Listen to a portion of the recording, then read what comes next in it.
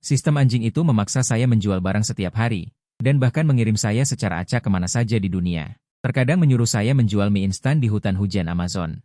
Kadang-kadang, saya berjualan barbeque di medan perang Ermau, bahkan mempromosikan parasut kepada tim pendaki gunung di Gunung Everest hanya karena saya mengirim 3 kepala anjing dan ditargetkan oleh sistem anjing. Dongci daci, perkusi sengit di dalam kepala saya langsung membuat saya melompat dari tempat tidur. Sudahlah, saya sudah menelitimu sepanjang malam tadi, baru saja tertidur lalu kau menyuruhku bangun, teriakku. Tuan harus bangun, Tuan harus bangun, Tuan harus bangun, tugas telah muncul, suara sistem yang tanpa emosi bergema di dalam otak saya. Tugas, layar baru saja jatuh, sebuah tirai cahaya transparan muncul di depan saya. Sistem pedagang tak terbatas, transmisi acak setiap 3 hari. Setelah tiba, Anda perlu menjual barang-barang yang diberikan oleh sistem untuk mendapatkan hadiah, secara bertahap tugas, 1 jam kemudian. Tuan akan secara acak ditransmisikan ke tempat terpencil di dunia ini. Tolong jual sekotak mie instan ajaib. Harga setiap bungkus mie instan ajaib tidak boleh kurang dari 500 Rmb. Hadiah tugas, cincin ruang, keterampilan bertahan hidup di alam liar, terdeteksi tugas pertama Tuan, berlangsung selama 72 jam. Buka kunci pasif eksklusif pedagang perak, penindasan uang. Penindasan uang, ketika uang di tubuh Anda lebih tinggi dari uang di tubuh makhluk lain, Anda akan kebal terhadap semua kerusakan dari makhluk lain. Paket hadiah perunggu pemula telah dibuka. Sihir yang luar biasa. Ketika Anda mengatakan benda ini bernilai 1000, benda itu bernilai 1000.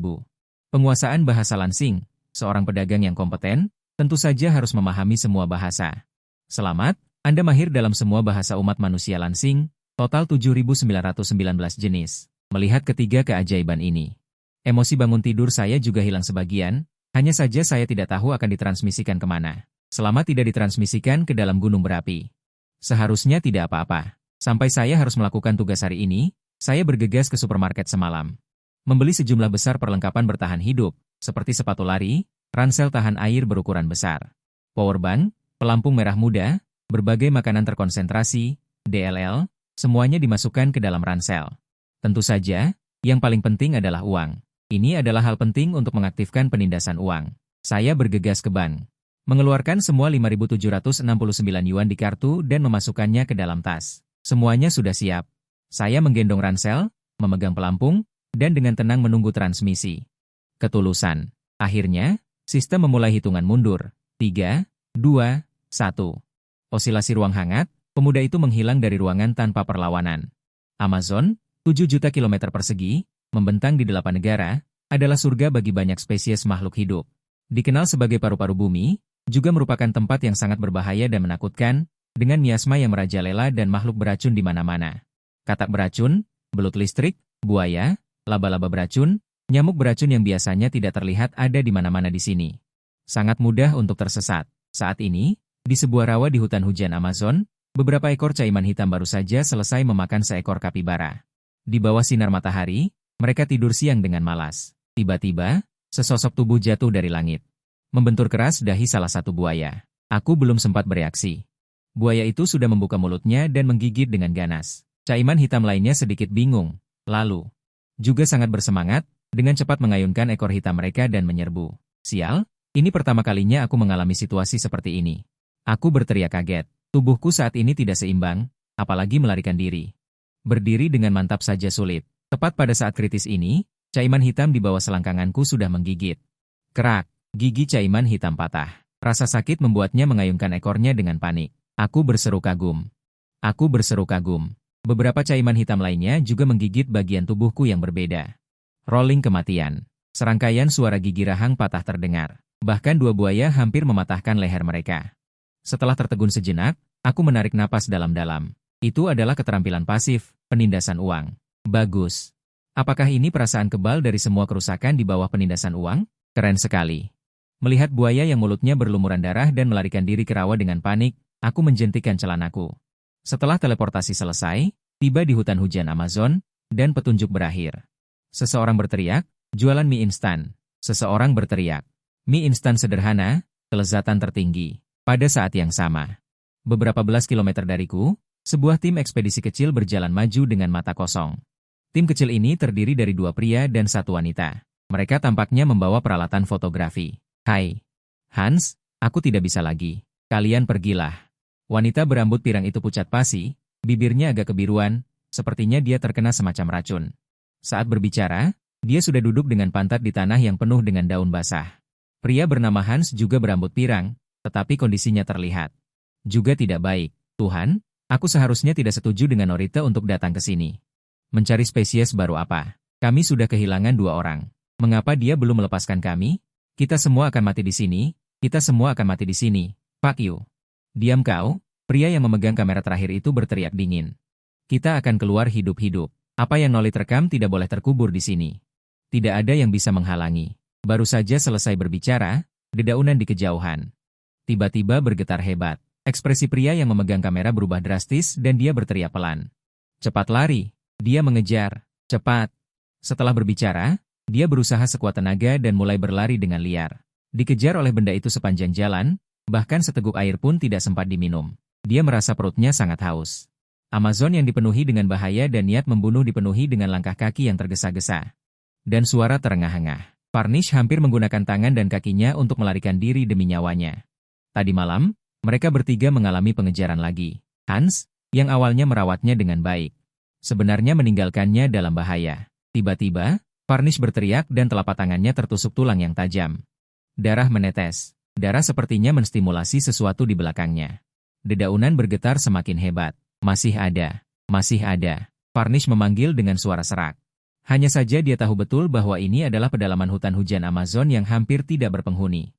Bagaimana mungkin bertemu dengan orang? Aku pasti akan mati. Memikirkan bahwa dia akan dimakan hidup-hidup.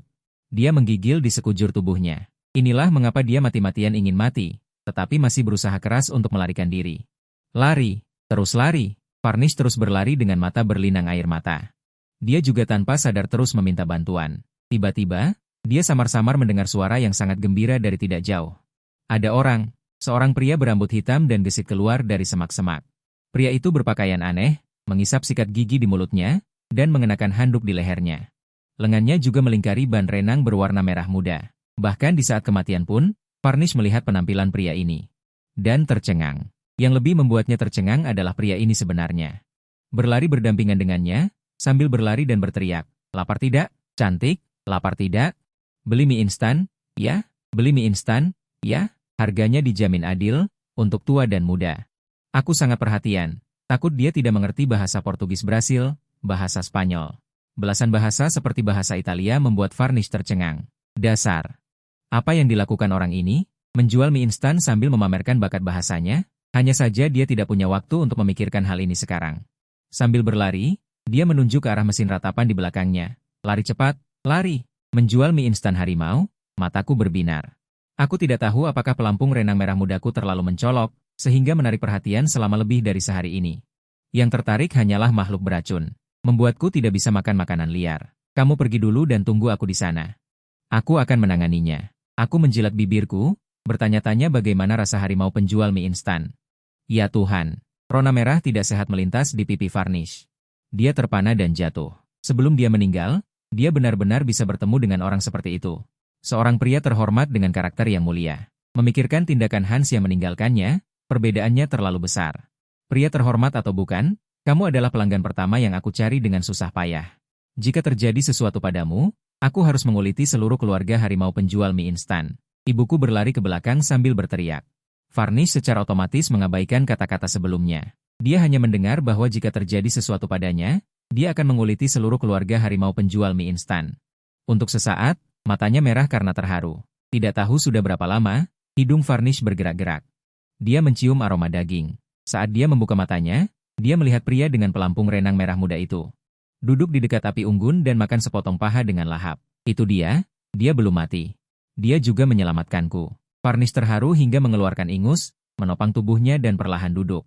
Saat aku sedang makan paha harimau, aku melihatnya bangun. Aku tidak makan daging lagi. Aku bergegas dengan cepat. Mata berbinar dan bertanya, sudah bangun? Apa kamu baik-baik saja? Melihat pria berambut hitam ini. Dia datang untuk peduli padanya secepatnya. Ekspresinya begitu antusias. Entah kenapa. Terima kasih, kamu menyelamatkanku. Kamu adalah doaku. Namaku Varnish. Bisakah aku tahu namamu? Varnish mengumpulkan keberanian dan menatapku. Panggil saja aku Bufan. Jika kamu benar-benar berterima kasih padaku, lebih baik beli sebungkus mie instan. Aku berkata sambil tersenyum. Membalikan telapak tanganku, Sebungkus mie instan Beijing muncul di tanganku. Varnish ini melirik mie instan itu, lalu melirik ke kejauhan. Kaki harimau mingguan panggang yang harum, berkata dengan lemah. Keberatan saya makan daging? Di usia Anda, makan daging. Bukan? Dalam kondisi seperti ini, daging apa yang Anda makan? Ekspresiku tiba-tiba menjadi serius. Itu sangat masuk akal, aku tidak bisa membantah, tetapi aku tidak punya uang. Apakah menurutmu aku bisa berutang? Jangan khawatir, saya seorang jurnalis terkenal di Amerika Serikat.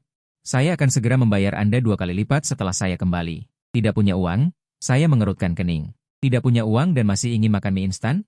Yang terpenting, tugas sistem adalah menjualnya. Wajah gadis ini sudah pucat.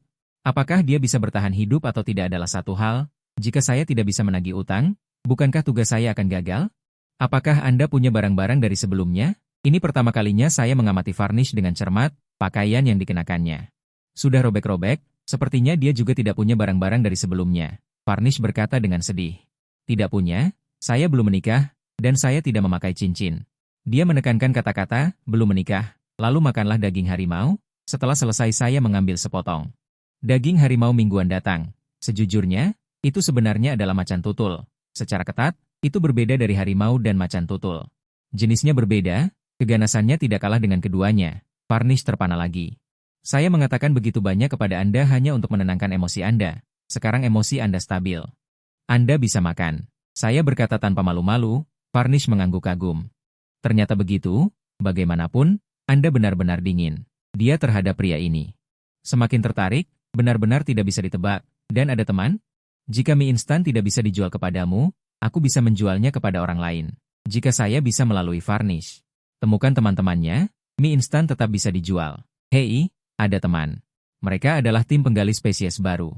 Saya mendengar bahwa seseorang menemukan spesies baru di hutan hujan Amazon. Mereka ingin merekamnya, atau bahkan menangkapnya, tetapi mereka tidak menemukan spesies baru. Tiba-tiba hujan deras dan perahu rusak. Selama periode ini kami mengalami banyak serangan. Dalam kasus peralatan yang hanyut, kami langsung kehilangan 2 orang. Setelah itu kami bertemu.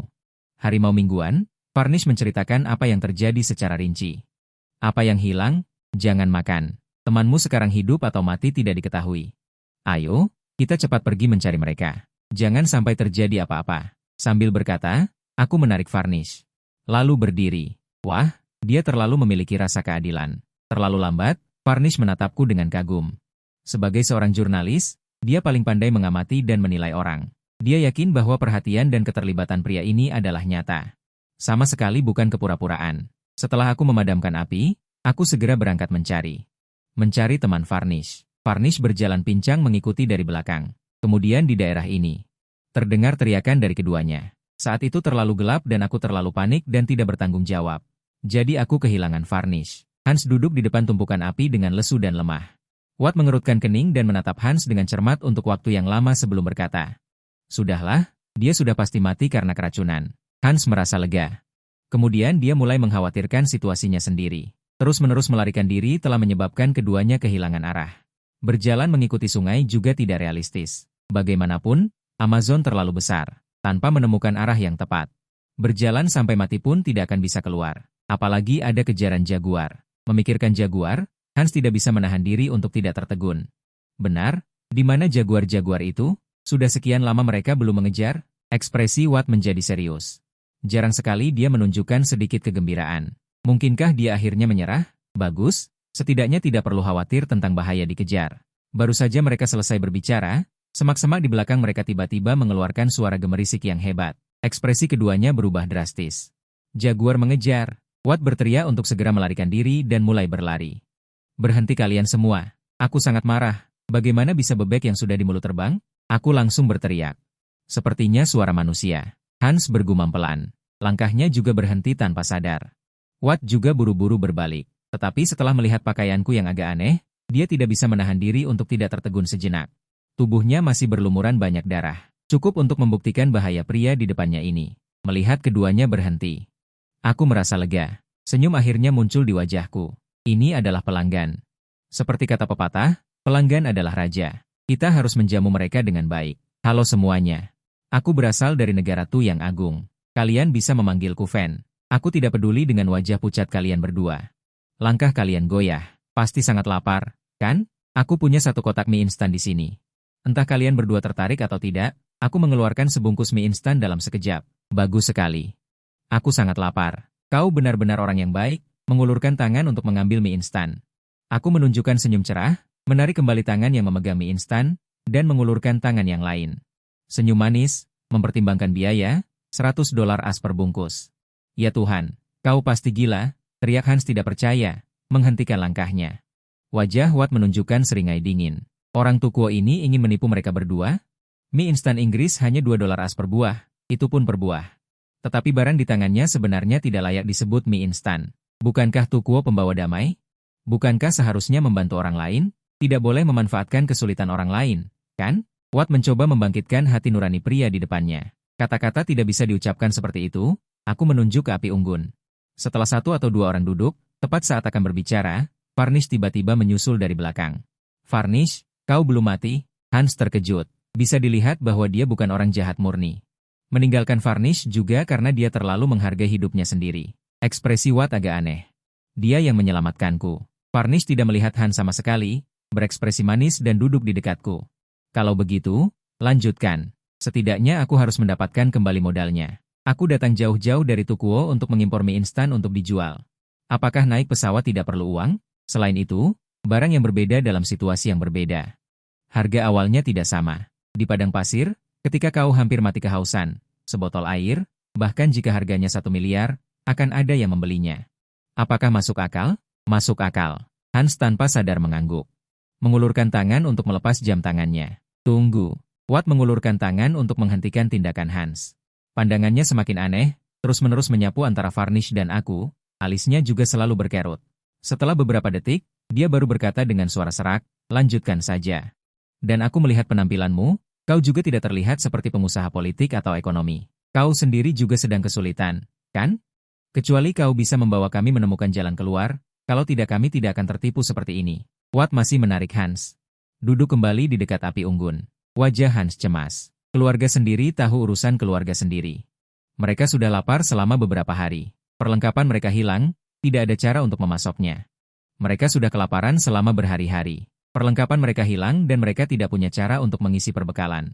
Biasanya mereka hanya makan buah-buahan hutan, mulut mereka terasa hambar, dan kekuatan ayam sudah habis.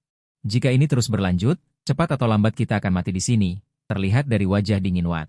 Dia tidak enak untuk berbicara, tetapi Varnish tidak tahan lagi, sama sekali tidak ada rasa. Jadi dia sangat menginginkan mie instan, hanya 1 bungkus $AS. Lagi pula, kamu menyelamatkan hidupku. Hans, berikan jam tanganmu padaku. Hans terlihat kesulitan. Di seluruh tim ekspedisi, Watt adalah pemimpin tim dan biasanya memiliki otoritas. Dia masih sedikit takut, tetapi dia merasa bersalah pada Varnish, jadi dia berpikir.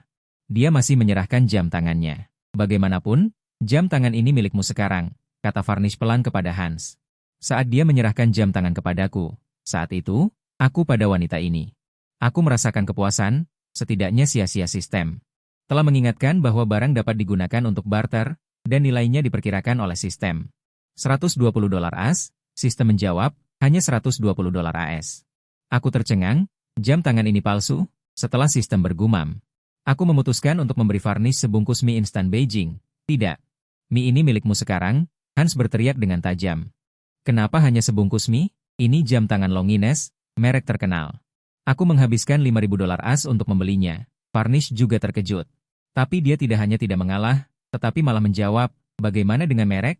Bagaimanapun, kamu menyelamatkan hidupku. Sebungkus mie instan, pedagang Tukuo benar-benar tidak tahu malu. Benar? Hans dengan percaya diri berkata dengan keras, kamu membawa tas sebesar itu. Pasti ada banyak makanan di dalamnya. Setidaknya kamu harus memberi kami setengahnya. Aku memang punya banyak makanan. Aku membuka resleting ranselku, lalu mengeluarkan sebungkus sosis dan memakannya dengan nikmat. Minyak merah dan aroma sosis membuat mata Hans membelalak. Ini adalah salah satu makanan lezat legendaris Tukuo, sosis. Mata Hans melebar, dan bahkan Watt tanpa sadar menelan ludah. Tidak salah, jam tangan bekas ini paling banter hanya bernilai $120 AS sekantong mie long latiao dari Koki Top. Bernilai $20 untukmu. Setelah mengatakan itu, aku memberikan sekantong mie long latiao ini kepada Varnish. Mata Varnish langsung berbinar, dan dia mengeluarkan sepotong mie long latiao. Dan ragu-ragu. Siapa yang palsu? Kamu bilang jam tangan siapa yang palsu?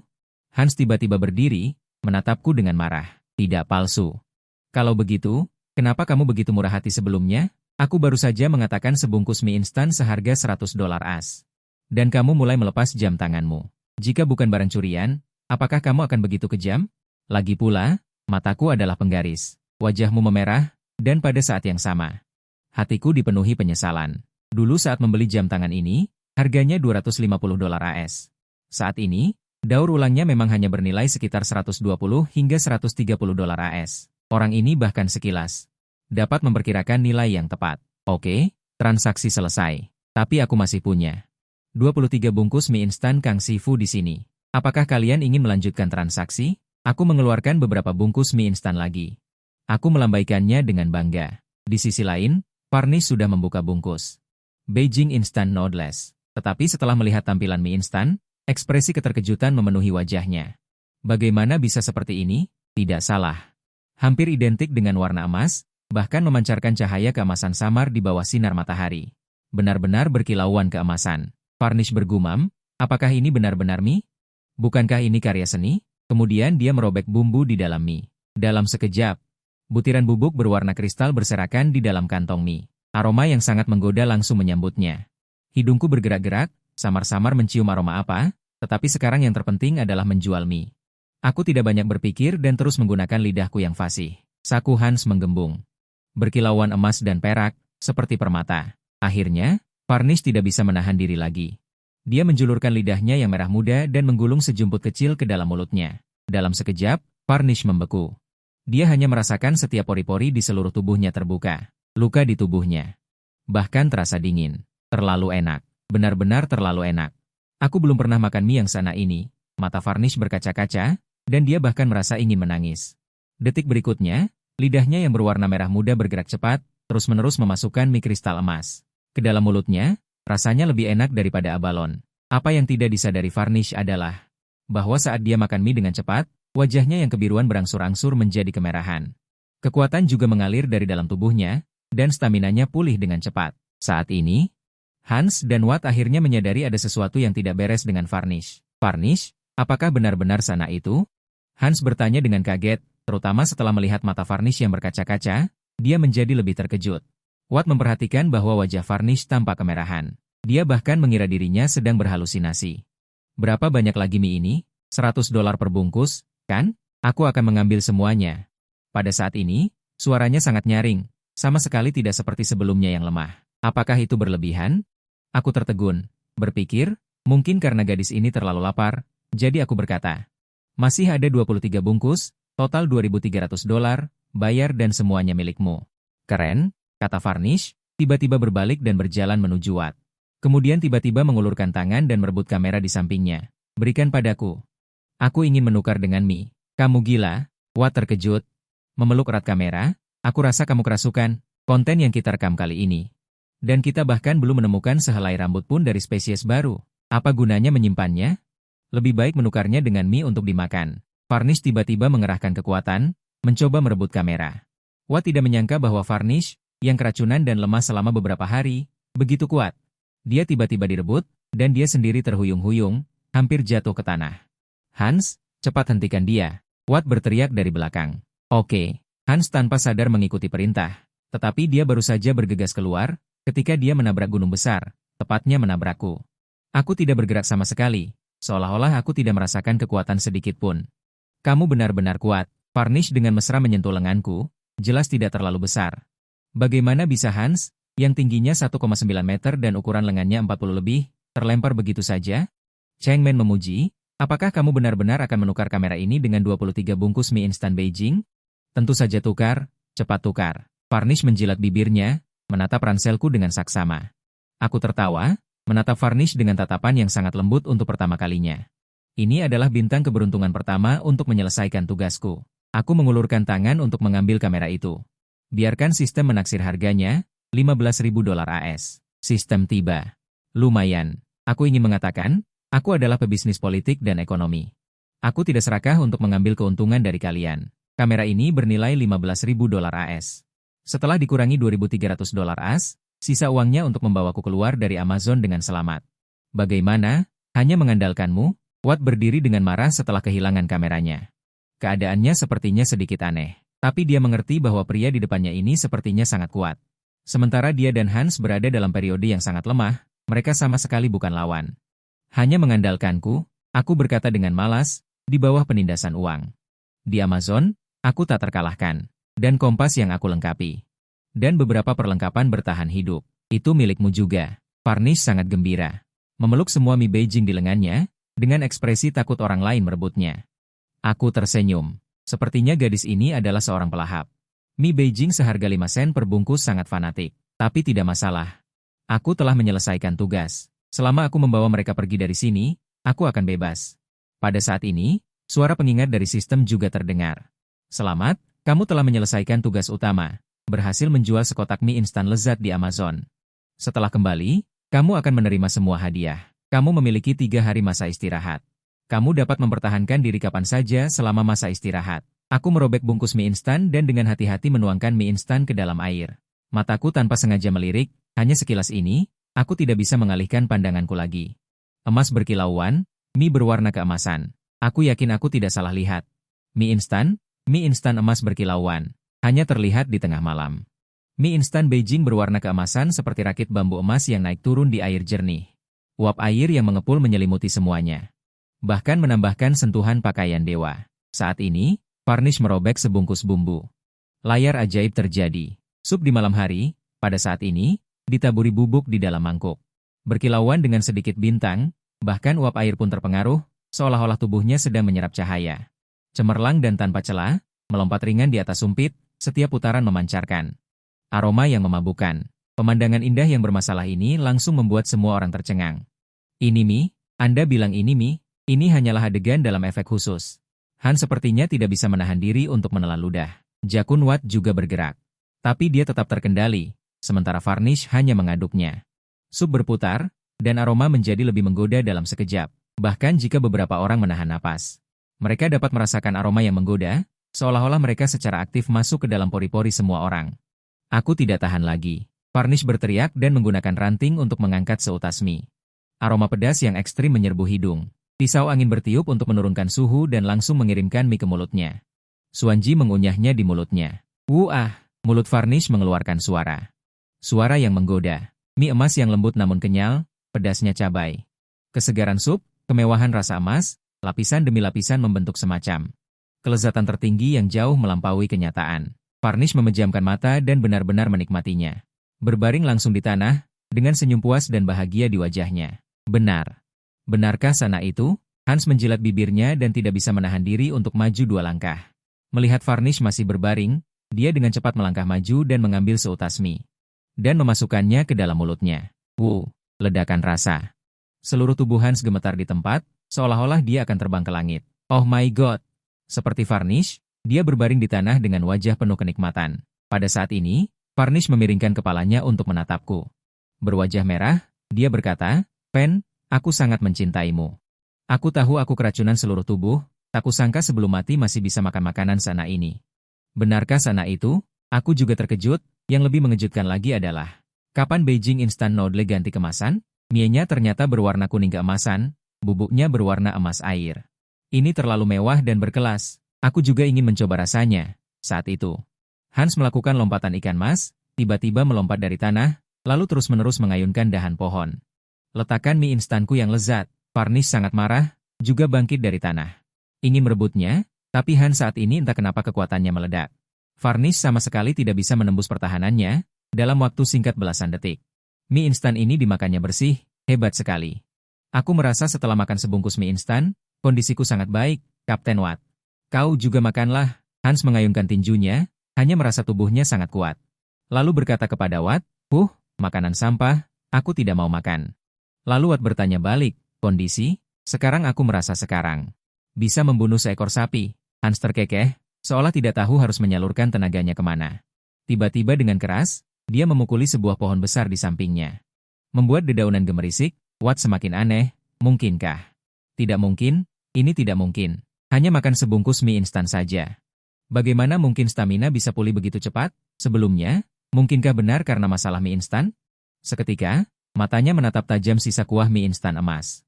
Lalu pandangannya tertuju padaku, bertanya. Ini mie instan, benar? Luka gigitan serangga beracun sebelumnya sudah berubah dari biru kehitaman menjadi kemerahan. Ekspresiku terkejut, sebenarnya hatiku bergejolak. Sudut pandangnya sempit, sudut pandangnya sempit. Ini makanan yang diberikan oleh sistem, bagaimana mungkin biasa saja? Kalau tidak, langsung saja suruh aku pergi ke supermarket untuk membeli barang. Ternyata memiliki efek yang tak terbayangkan. Tidak heran harganya sangat mahal. Memulihkan stamina dengan cepat, menetralkan racun, dan sangat lezat. Menawarkan harga $10.000 AS, bahkan $100.000 AS pun tidak mahal. Tentu saja. Kalau tidak, menurutmu kenapa aku menjualnya dengan harga segitu? Sudah kubilang, cukup balik modal saja. Aku bukan pedagang curang. Pokoknya aku tahu kamu bukan tipe orang yang mengambil keuntungan dalam kesusahan. Kalau kamu tidak keberatan. Aku, sebagai Varnish, bersedia menggantikannya. Ramalan menunjuk. Dengar, lebih baik kita selamat dan keluar dari Amazon dulu. Aku mengerti maksud Varnish. Hanya saja, aku tidak punya pikiran tentang hal itu sekarang. Urusan perasaan itu paling merepotkan, Kapten Watt. Mau coba sebungkus untuk memulihkan tenaga? Cobalah, ini bukan makanan sampah. Ini makanan dewa yang lezat, makanan dewa yang lezat. Hans mengangkat sebungkus dengan mata berbinar. Mie instan Beijing, menatap Watt dan berkata. Watt hanya bisa memelototi. Mengingat apa yang baru saja dikatakannya, dia merasa wajahnya panas. Dia ingin menolak. Aku akan mencobanya dengan enggan. Tidak mungkin, jangan sebutkan lagi. Aku hanya tertarik dengan efek pemulihan tenaganya. Aku bukan orang yang serakah akan kenikmatan duniawi. Watt berkata dengan dingin lalu berjongkok. Dia memasukkan mie instan ke dalam air mendidih dan menambahkan bumbu. Setelah beberapa saat, mie itu mengembang dan matang. Dia berpura-pura tidak tertarik, mengangkat sehelai, lalu memasukkannya ke dalam mulut. Suara nyaring dan memabukkan langsung menggema di seluruh hutan hujan Amazon. Benar-benar harum. Tak lama kemudian, dia merasakan tubuhnya hangat. Tubuh yang kehausan terasa seperti mendapatkan embun yang menyegarkan. Kekuatan yang hilang kembali. Pada saat itu, Varnish berkata dengan sungguh-sungguh. Tidak, aku ingin makan sebungkus mie lagi. Sebungkus yang tadi dimakan habis oleh si brengsek Hans. Baiklah, cepatlah. Kalian hanya punya waktu 3 hari. Jika kalian tidak keluar dalam 3 hari, aku tidak peduli lagi. Aku perintahkan. Tidak ada yang menyadari, saat Varnish mulai memasak mie instan lagi. Sebuah suara kecil sedang mengamati dari dekat di rerumputan tidak jauh dari sana. Perhatikan baik-baik, rerumputan itu tampaknya dipenuhi dengan air liurnya. Pada saat itu, suara kecil itu tiba-tiba melesat keluar, berubah menjadi seberkas cahaya menuju mie instan yang sudah matang. Penekanan uang hanya kebal terhadap serangan. Tidak mempercepat kecepatanku. Jadi, meskipun aku melihat suara itu, aku tidak bisa menghentikannya. Akhirnya tumpah juga. Mie instan dan kuahnya tumpah ke tanah. Aduh, mie instanku yang lezat. Varnish putus asa. Mangkuk mie instan sebelumnya direbut oleh Hans. Untungnya, dia setidaknya sudah makan 1 suap. Namun, dia bahkan tidak menyentuh semangkuk mie instan ini. Mengabaikan teriakan Varnish, suara mungil itu meringkuk. Mie instan yang tumpah ternyata semuanya digulung ke dalam mulutnya. Akhirnya, dibawa amarah Varnish yang tak berdaya. Ia menghilang dalam sekejap mata. Aku menatap suara itu dengan sangat terkejut. Itu adalah makhluk yang belum pernah ia lihat sebelumnya. Bentuknya seperti ikan, tetapi memiliki sepasang sayap dan sangat cepat. Ini adalah spesies baru. Watt berteriak sambil melambaikan tangannya. Seluruh tubuhnya gemetar karena kegembiraan. Varnish juga bereaksi setelah terdiam selama 1 detik. Ada teriakan terus-menerus. Penampilan itu benar-benar spesies baru. Kami telah mencari begitu lama. Dia benar-benar muncul sekarang, ya ampun. Varnish dengan cepat menemukan tas dan mengemas semua mie instan. Dia memegangnya erat-erat di dadanya. Dia tidak menyebutkan makan mie lagi, karena takut menarik benda itu kembali. Kami sedang berkemas untuk pergi ketika tiba-tiba spesies baru itu entah bagaimana menyentuh sisi tas. Saat ini, dia sedang melompat ke ransel Varnish. Dalam sepersekian detik, aku tidak menghalangi benda itu. Sebaliknya, aku melompat ke Varnish seperti dia, dari babi tanah, tas yang ditukar. Benda itu memang cepat, tetapi sayangnya tidak memiliki lengan. Aku melangkah maju dan menyusulnya. Segera setelah itu, aku menginjak paha dan melompat ke ransel terlebih dahulu. Spesies baru itu berteriak aneh. Membuka gigi tajam seperti piranha. Aku tidak mengatakan sepatah kata pun, hentikan gerakan Bakhan. Ikan aneh dari spesies baru itu langsung ditekan dengan kuat ke tanah, dan banyak giginya patah. Dari kemunculan ikan aneh hingga penangkapannya, itu hanya sekejap mata. Spesies baru tetaplah spesies baru. Watt berteriak, dan kegembiraannya tidak bisa lagi ditahan. Dia benar-benar menyerah pada spesies baru. Dia hanya meminta untuk bertahan hidup. Dia tidak pernah menyangka bahwa sesaat sebelum pergi, orang ini benar-benar datang sendiri. Ngomong-ngomong, bisakah ikan aneh bersayap panjang ini diserahkan kepada kami? Dia sangat penting bagi kami. Watt memohon dengan ekspresi tulus. Varnish dan Hans juga menatap dengan penuh harap. Benda ini tidak berguna bagiku. Jadi, setelah menyetujui, sekelompok 4 orang langsung mulai bepergian. Dengan cara ini, waktu berlalu dalam sekejap mata ke pagi berikutnya. Sungainya adalah sungai besar. Kami akhirnya menemukan sungai besar. Varnish melompat-lompat dengan gembira. Watt dan Hans juga menunjukkan kegembiraan. Jika ada sungai besar, ada kemungkinan penduduk asli ada. Selama kami menemukan penduduk asli, tidak sulit untuk meninggalkan Amazon. Akhirnya, pada hari ketiga, beberapa orang bertemu dengan penduduk asli. Setelah menjanjikan sejumlah uang, keempatnya diantar keluar Amazon oleh penduduk asli. Sayang sekali, apakah kamu benar-benar tidak mau ikut denganku? Bisakah kita pindah? Aku bisa mentraktirmu makan malam mewah sendirian nanti malam, tanya Varnish dengan ekspresi penuh harap. Tidak, kesepakatan kita sudah selesai. Aku harus melakukan bisnis selanjutnya, kataku dengan tenang. Aku juga bukan orang suci. Jujur saja, aku juga ingin makan malam mewah. Tapi hari ini adalah hari terakhir. Mungkin sebentar lagi aku akan diteleportasi secara otomatis. Baiklah, kalau begitu kita bertukar nomor ponsel saja.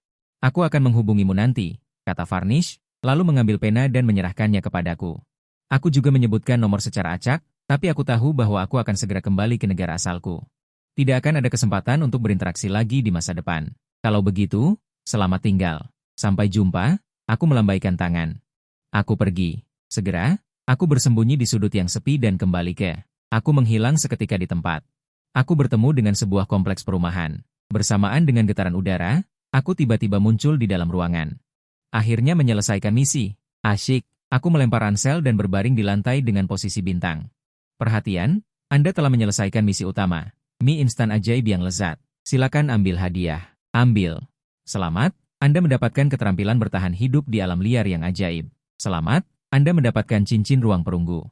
Selamat, Anda mendapatkan hadiah tambahan. Hak untuk membeli mie instan ajaib yang lezat. Selamat, pengalaman pedagang bertambah 1. Kolom informasi pedagang dibuka. Karena Anda secara otomatis membuka. Mendengar ini, aku menemukan di jari manisku. Sebuah cincin perunggu kuno muncul entah sejak kapan. Dan seiring dengan fokus kesadaran pada cincin itu, aku bahkan melihat sebuah ruang 10 kali 10 kali 10, 1000 meter kubik. Dengan gerakan di dalam hati, ransel yang dilemparkan ke samping segera diteleportasi ke dalam. Aku tersenyum.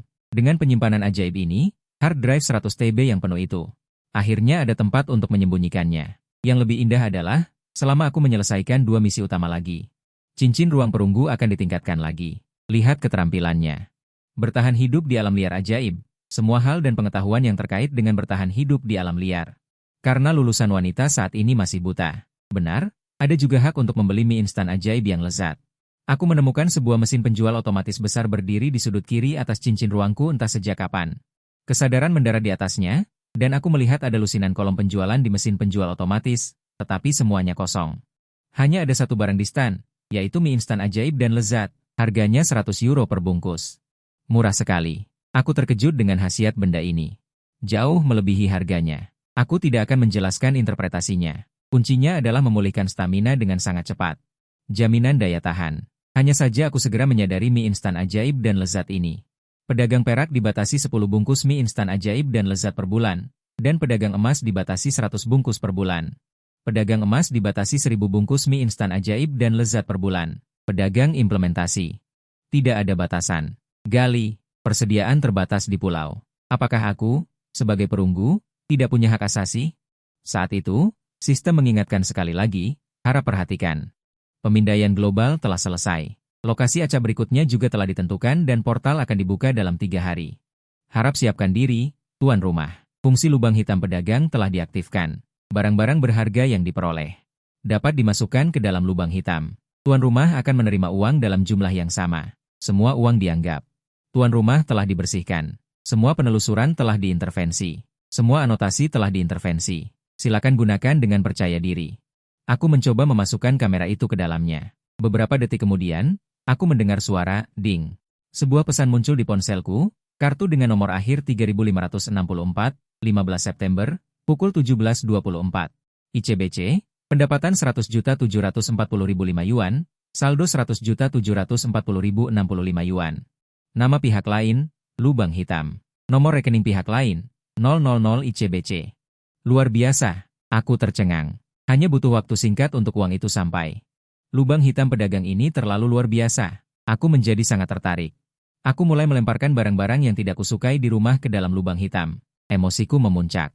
Aku hampir melompat masuk sendiri, ingin melihat berapa nilaiku. Saat itu, barang-barang yang kulempar tiba-tiba disemburkan keluar. Sepertinya hanya barang yang diperoleh secara kriminal. Yang bisa ditukar di sini. Itu normal. Jika tidak, aku akan langsung beralih profesi. Menjadi perampok dan pencuri. Bahkan jika semua detektif terbaik di dunia bersatu, mereka tidak akan bisa menangkapku. Aku menatap lubang hitam kecil yang berputar perlahan di ruanganku. Juga mesin penjual otomatis. Aku mengangguk puas. Ini akan menjadi masa depanku. Landasan untuk bertahan hidup, sekarang aku harus mempersenjatai diri. Eksklusif untuk pedagang perak, pengalaman pasif telah berakhir, vaksin sebelum tidur. Masih bergumam, tempat tidur, bak mandi, meja, kursi permen, panci, mangkuk, dan wajan tidak boleh dilupakan. Keesokan harinya, aku bergegas ke department store pagi-pagi dan mulai menyapu dengan cermat. Aku memiliki luas setidaknya 500 tempat untuk menyimpan barang, itu harus diisi penuh. Sandal, piyama, sofa, kursi permen juga dipesan untuk diantar, panci, mangkuk, dan wajan semuanya dibeli baru. Untuk makanan, coklat kalengan, makanan vegetarian, panci panas swadaya, mie instan, dan sosis ham sementara dimasukkan ke dalam keranjang belanja. Aku tidak tahu kemana tempat tampilan kedua akan mengirimku, aku hanya bisa melakukan yang terbaik untuk meningkatkan kenyamanan hidup. Meningkatkannya setinggi mungkin, dan membeli banyak daging segar, buah-buahan, sayuran hijau. Bahkan makanan laut dan ikan juga dibeli banyak, yang membuatku senang adalah waktu di dalam cincin ruang adalah konstan, bahan makanan dapat diawetkan selamanya dan tidak akan pernah rusak. Aku sangat bersemangat untuk bertindak dan mendapatkan generator, serta senjata dingin panjang dan pendek. Juga mendapatkan puluhan zona barang kehidupan dan zona barang bertahan hidup di dalam cincin ruang. Semuanya dijejalkan hingga penuh. Akhirnya, ketika semua persiapan hampir selesai, waktu tampilan acak kedua juga tiba. 1 jam kemudian, Inang akan secara acak diteleportasi ke tempat tampilan manapun di dunia itu. Tolong jual 100 poin cakram seni bahasa. Barang-barang terkait telah ditransfer ke cincin ruangmu. Hadiah tugas. Kesulitan tugas ini terlalu besar. Hadiah akan didistribusikan di tempat berdasarkan skor cakram seni bahasa yang dijual. Kesulitan tugas terlalu besar, kilatan emas muncul di mataku. Sial. Mungkinkah aku akan langsung masuk ke magma gunung berapi? Setelah memikirkannya, aku merasa itu tidak mungkin. Kemungkinannya terlalu kecil, ban renang, keluar. Aku melambaikan tangan dengan mendominasi, ban renang merah muda muncul lagi, kecuali gunung berapi. Aku takut jatuh ke air. Pada saat yang sama, aku belum sempat membuka mata. Angin kencang yang tak henti-hentinya tiba-tiba bertiup, seluruh orang langsung jatuh ke tanah. Tangan menopang, dingin, menusuk tulang, tangan terasa seperti di musim dingin. Menggenggam sebagian besar bahu, telapak tangan dan seluruh kulit langsung menjadi pucat. Ujung jari dan wajah terasa sakit seperti ditusuk jarum. Bagus, orang baik. Kejadian ini menimpaku dari mana? Bibirku bergetar saat mendongak, selain dingin. Aku juga merasa sulit bernapas. Yang terlihat hanyalah hamparan putih, hanya samar-samar bisa melihat bayangan beberapa puncak gunung di kejauhan. Aku tertegun, untungnya aku juga punya jaket bulu angsa. Aku buru-buru mengeluarkan jaket bulu angsa dari ruang penyimpanan dan memakainya dengan gemetar. Proses mengenakan pakaian hampir menghabiskan seluruh kekuatanku. Dingin itu nomor 2, lagi pula aku baru saja mendarat, masih bisa bertahan beberapa menit. Pentingnya adalah kekurangan oksigen. Sekarang sedikit bergerak saja, aku merasa paru-paruku seperti akan meledak. Di tanah bersalju yang tak berujung, sebuah kehidupan yang rapuh berada dalam bahaya. Kenapa bisa kekurangan oksigen? Mungkinkah ketinggian di sini sangat tinggi? Sial, sepandai-pandainya orang bijak, pasti ada kelalaiannya. Lupa membawa tabung oksigen? Aku mengutuk dalam hati. Saat itulah aku akhirnya ingat. Transfer selesai, tiba di dekat ketinggian Modu Tosiong, Gunung Everest. Sekitar 7.000 meter. Setelah pengingat selesai, sistem langsung menjadi dingin. Brengsek, Gunung Everest, kulit kepalaku mati rasa. Tidak heran aku sulit bernapas.